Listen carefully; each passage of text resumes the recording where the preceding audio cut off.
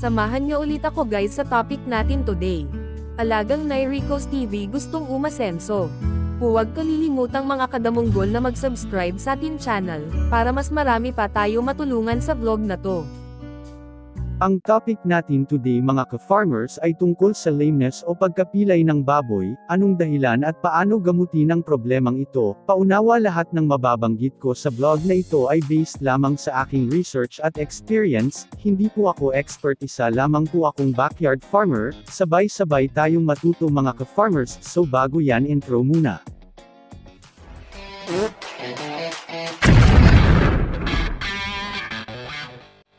This is Nairicos TV, ay isang damunggol vlogger. Natin, 2 weeks old. Yeah. Tingnan mo, no? Yeah, sarap! Kapit sa ating mga alaga. Okay.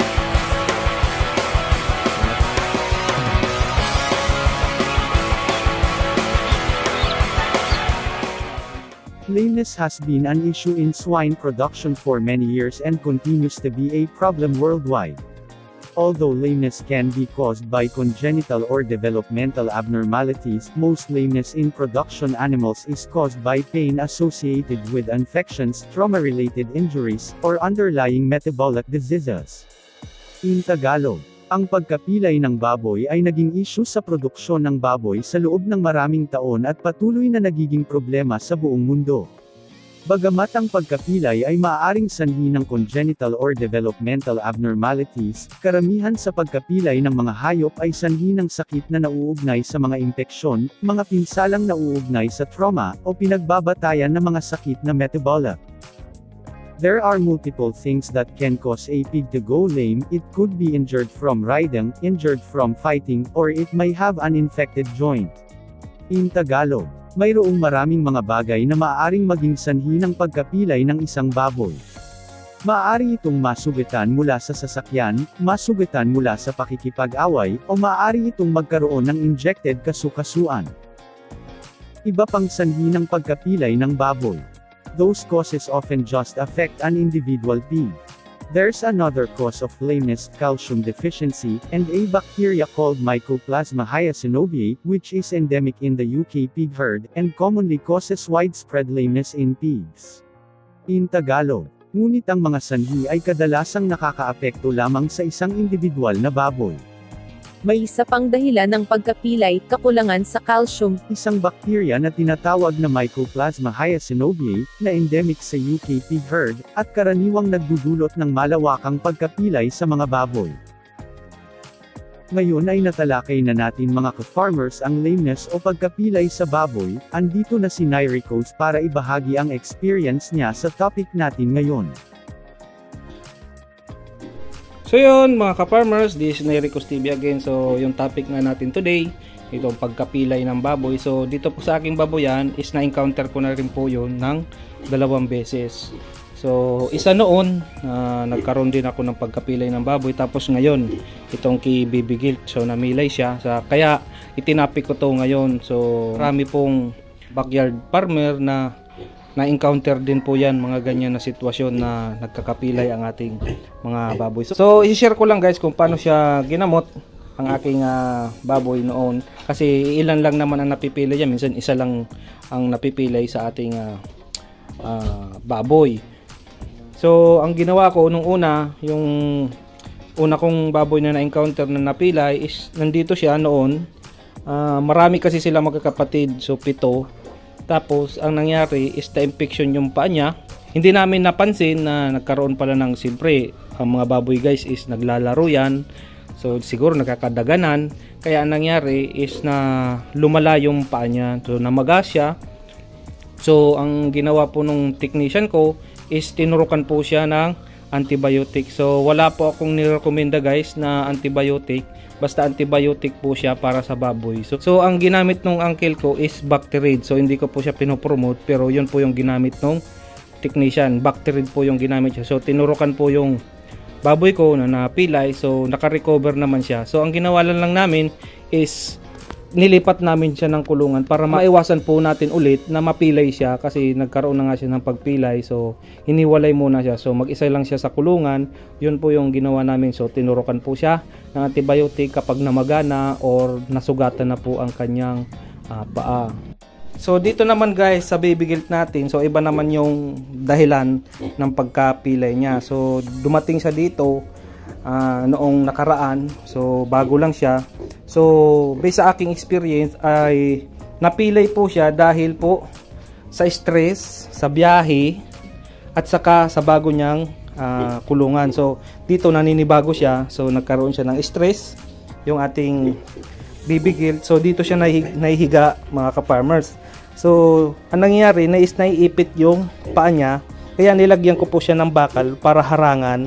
Kasi dito po siya palaging nahihiga. Tumatayo siya mga ka-farmers is talagang pilay siya. Nangyayari sa kanya, yung dalawang paa niya sa side, yun po yung namimilay sa kanya. Kasi yun ang naiipit dito sa higaan niya.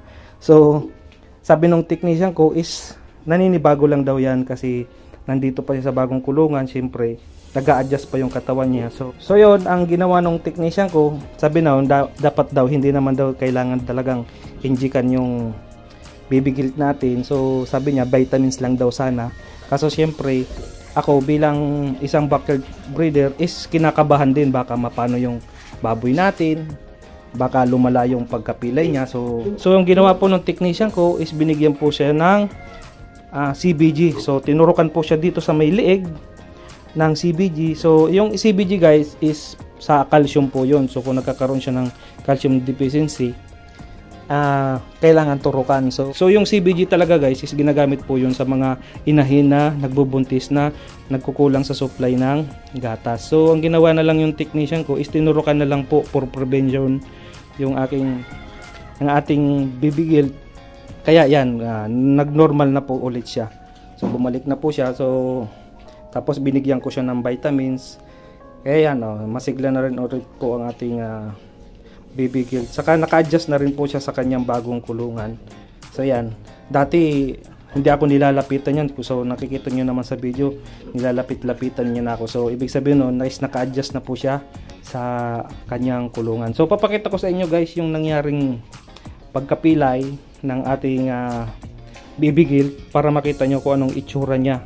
Para magkaroon kayo ng idea kung ano ba talaga nangyari sa aking baby gilt.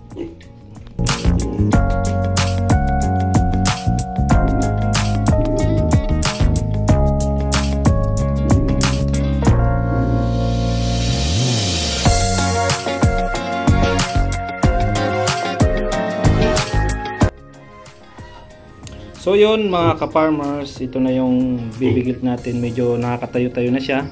Yan, medyo nakakalakad na siya ng maayos. Yan, at kumakain na rin siya. Yan, nakakatayo na siya guys. Kasi kahapon is naturukan namin siya ng CBG. So yung CBG is calcium siya. So ginagamit po yun. Sabi nung technician ko, ginagamit din daw po yun sa pag merong calcium deficiency yung ating baboy. Katulad nito, yung baby gilt natin.